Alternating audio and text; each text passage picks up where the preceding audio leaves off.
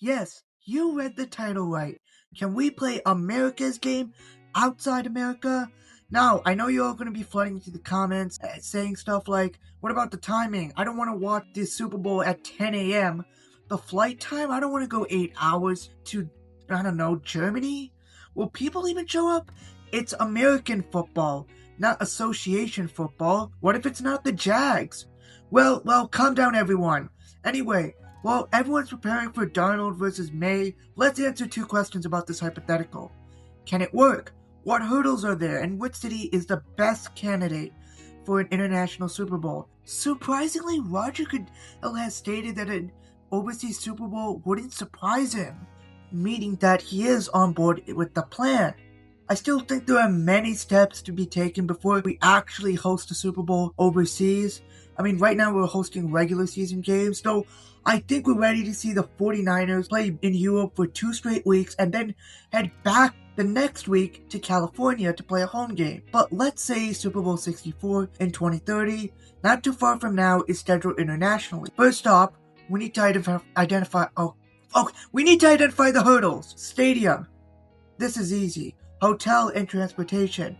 Where will people stay? How will they travel? You don't want to be stuck in 2-hour traffic. Interest. Will local fans even care? You can't just rely on Americans to fly out to Europe or Mexico or even Brazil. Weather. Again, the NFL has history of doing this in the cold. See Super Bowl 48. And Santa Clara will be in the low 50s to high 40s come kickoff. Flight time. Well, it's 2 weeks between the championship weekend and the Super Bowl. There is a reason why Super Bowl teams don't attend NFL honors. You see, teams usually fly a week in before the big game. They gotta get in the practice, media day, and all sorts of stuff. Time zone.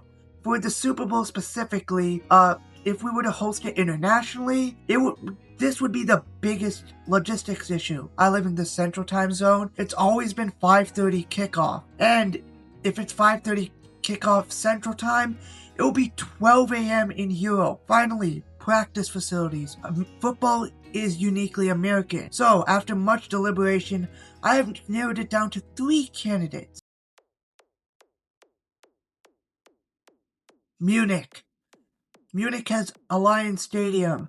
Allianz has hosted massive events such as the 2024 Euro. It's a state-of-the-art stadium that was built for the 2006 World Cup. Germany has hosted multiple NFL games starting from 2022, and the NFL isn't looking to pull out of there anytime soon. Hotels. Munich has tons of hotels. It is literally the 3rd largest city in Germany. Germany in general is famous for its public transit system, especially its light rail system, and of course the Autobahn. Instead of having to find a place to park, a fan can just hop onto the rail and go to Alliance. No need to walk or get stuck in traffic. Fan interest. As I mentioned, Munich has had a few NFL games hosted in Alliance. It's only been a few years. It's 2022, but it's been a massive success in Deutschland. Germany also has the most European League of football teams at 7, and the Munich Ravens have become one of the top franchises. So the stadium and fan interest is there. They come to regular season games and can even sustain a team, even if it's just basically a minor league team. Weather. The weather is an interesting part. On Super Bowl Sunday, Munich will have a chance of snow and be in the mid-30s in the evening. But again, at kickoff time, Super Bowl 48 was actually at 49 degrees. Flight time. This is a big one. A flight time from Seattle to Munich is 10 hours. Of course, Super Bowl teams are required to fly to the host city 1 week for the game. So let's just say they leave 2 weeks before the game. Maybe leave on a Tuesday or Wednesday after the conference championship just to shave off the jet lag a bit. Time zone. Then there's the timing. A 5:30 Central Time kickoff means it's 12:30 a.m. in Germany. Yikes. This means we have no choice but to move the game down, perhaps 1:30 p.m. Central Time, which would mean for Seahawks fans it would be 11:30 a.m. Practice facilities. Aside from Alliance Stadium in the cold, where the heck do you practice? Well, the Munich Ravens have committed 8.5 million euros to a new training facility. But there's an even better solution. The thing about Germany is that it's small and efficient enough that you could actually practicing in neighboring cities that have German ELF teams, and practice in their stadium without breaking a sweat. So, a Munich Super Bowl can work. Hotels. Mexico City is the largest city on the North American continent. That being said, unlike Germany, it'll be a nightmare for people to get to. Look at this traffic. But of course, I did find plans to improve the infrastructure. Right away, Estadio Azteca would be the largest stadium to host a Super Bowl, as it has over 87,000 seats. Now, the question is, do you have enough fan interest to sell all 87,000 seats? The NFL hasn't been to Mexico City since 2022. However, this was due to renovations for this year's World Cup.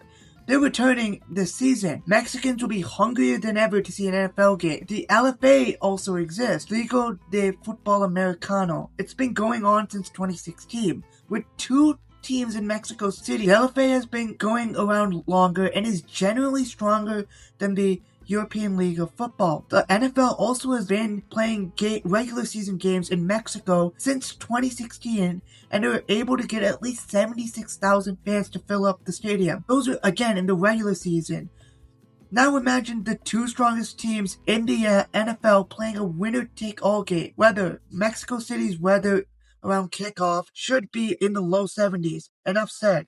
Time zone. This is Mexico City's strongest case. Mexico and where I live are in the same time zone. So yes, a 5:30 Central Time kickoff is possible. Practice facilities. This again, tough. But unlike Munich, Mexico City has 2 teams in the LFA have their own stadiums. And there's also a new team in nearby Puebla, which is about 80 miles away. Problem is, Puebla is the traffic, of course, but the largest city in North America should give you at least a few options outside these 3. Unlike Germany, the teams have more time to work with without jet lag or flight time issues. Mexico City can also work. The criteria are there, but what if I found the best spot to host a Super Bowl? Yeah, Germany is catching up rapidly, and Mexico has always had the tradition and a passionate fan base, but there's still one more spot.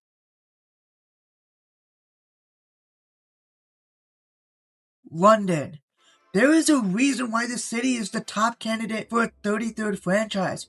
Hotel, you're talking about the 3rd most visited city in 2025. London also has the Tube and its famous double-decker buses. The infrastructure is already built. It's efficient, and it's not Germany level, but it's world-class. Stadium. You might think Wembley should host a big game, but Hotspur Stadium is the only stadium designed to host an NFL game. It's got built-in locker rooms and the right technology for it.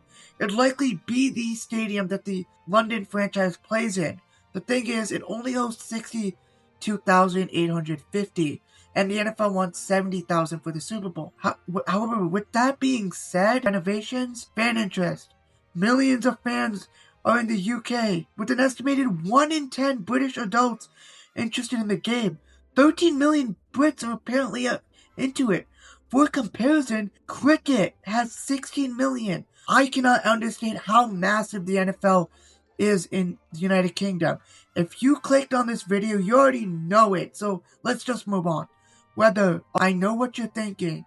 I don't want a rainbow, and you're right, that just kills the vibe.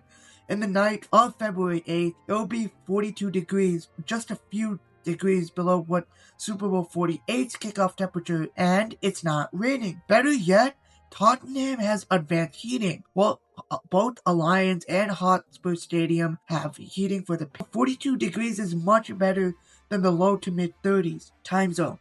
This is the only thing holding it back from being absolutely perfect. London is thankfully an hour behind the rest of the UK and has hosted Premier League matches at 8:30 p.m. local time. That's 2:30 where I live and 3:30 in the East Coast, but it's still 12:30 p.m. for the Pacific Coast. But by halftime, the sun should be setting in around 60% of the country. Timing is the biggest drawback for all this, but anyway, moving on. Practice facilities. England has actually a ton.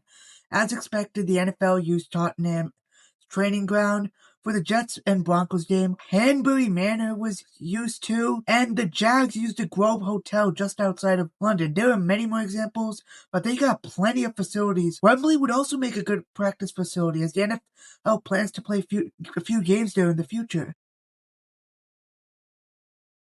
So who gets the big game? The answer is London. It has the most NFL-ready city. It has a massive fan base, top-tier infrastructure. It has a small stadium that, with just a renovation of 7,000 seats, albeit expensive, could work or at the very least be hosted in a larger stadium. The weather can be cold, but it seems fine, and as the NFL grows more and more into the UK, more practice facilities should pop up. The only issue with this hypothetical is the time zone and the travel. And it would be the most watched Super Bowl, but in reality, we're still far away from this. While Goodell again has considered the possibility, I personally think we're at least 10 years away until we can realistically do it. Who knows? In 2046, I'll be watching Super Bowl 80, and this time, I'm seeing the kickoff sail to a larger Hotspur stadium. Anyway, thanks for watching.